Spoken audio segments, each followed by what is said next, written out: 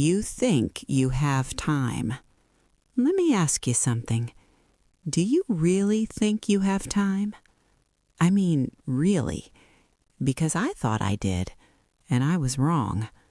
That's the first thing I need you to hear. Stay with me. This matters. I'm 92 years old. 92? That number probably feels unreal to you. When I was younger, it felt unreal to me too. I never imagined being this age. I never imagined sitting in a quiet living room in Pennsylvania, talking to a camera, hoping someone listens. But here I am. And if you're in your 50s or 60s, if you think life is finally slowing down, if you think the hard part is over, please don't click away. This may be the most important thing you ever hear. Here's the shocking truth. Your 60s are not the beginning. They are the final warning. Nobody tells you that. Nobody wants to scare you. But someone needs to. So today, that someone is me. I grew up in America during a very different time. Franklin Roosevelt was president when I was a little girl. We listened to the radio instead of staring at screens. Families ate dinner together. Neighbors knew each other's names. Time felt slow. Life felt long. And that's the illusion, that time will always feel long. When I turned 60, people told me, "Don't worry, 60 is the new 40. Have you heard that? Maybe you said it yourself. It sounds comforting. It sounds hopeful. It's also a lie, a dangerous one, because it makes you careless. At 60, I felt fine. I was still sharp. I was still working. I still felt useful. I still felt needed. I thought I had decades ahead of me. Decades. Like a long, lazy Sunday afternoon. I thought I had time to prepare later. I didn't. Here's a wow moment for you. The next 30 years of your life will go faster than the first 60. Much faster. Blink, and suddenly you're 70. Blink again, and suddenly people you love are gone. Blink again, and your body doesn't listen to you. Blink again, and you're old. It happens that fast. I spent 38 years as a high school guidance counselor in Pittsburgh. 38 years. I helped teenagers plan their futures. I helped parents calm their fears. I helped families through crises. I thought I understood life. I thought I was prepared. I wasn't. Not even close. I retired at 70. 70. Most people think retirement is freedom. They imagine travel, rest, joy, peace. Let me tell you something surprising. Retirement doesn't save you. It exposes you. But I'll come back to that later. Right now, I want to talk about the lie we all believe, the lie of time. When you're younger, time feels slow. Every year feels heavy. Every season feels distinct. But something changes after 60. The years stop feeling separate. They start blending together. Spring, summer, fall, winter, over and over, faster and faster, until you can't tell where one decade ended and the next began. Let me pause here, because this is important. If you're listening to this at 62, or 65, or even 58, you still have time, but not as much as you think. That's the part nobody explains. I had plans, good plans, responsible plans. I saved money. I paid off my house. I stayed married. I stayed employed. I did everything they told me to do. And still, life broke me in ways I didn't expect. Here's a shocking truth. You don't age gradually. You age in drops. sudden drops. One year you're fine. The next year something changes.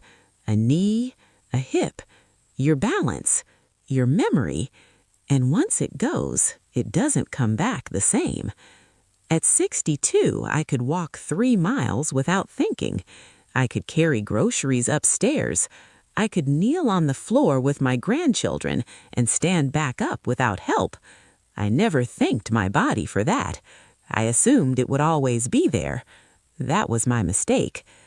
Let me tell you something most people don't want to hear. Your body is keeping score. Every year, every habit, every excuse.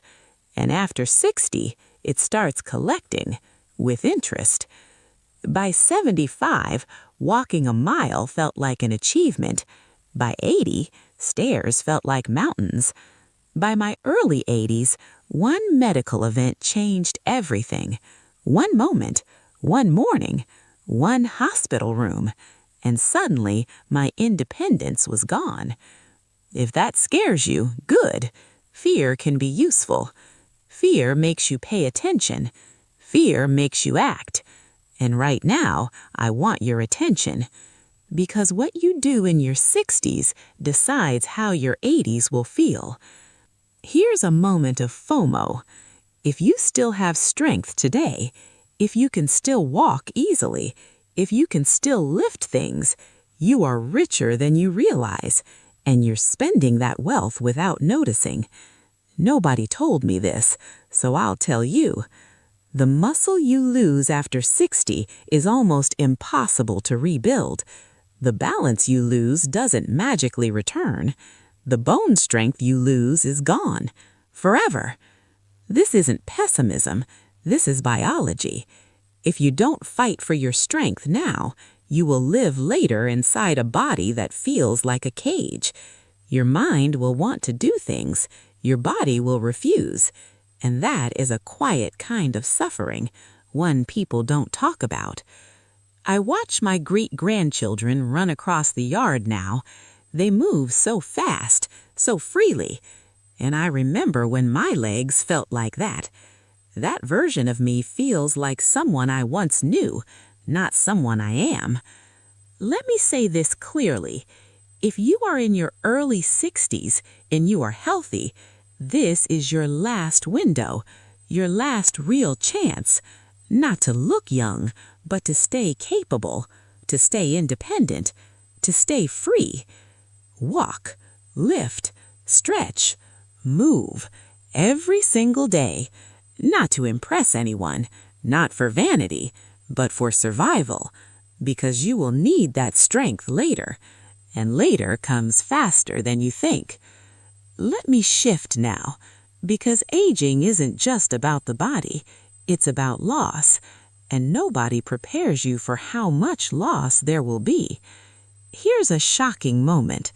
The older you get, the more funerals you attend, until one day you stop attending them, because you're the one left.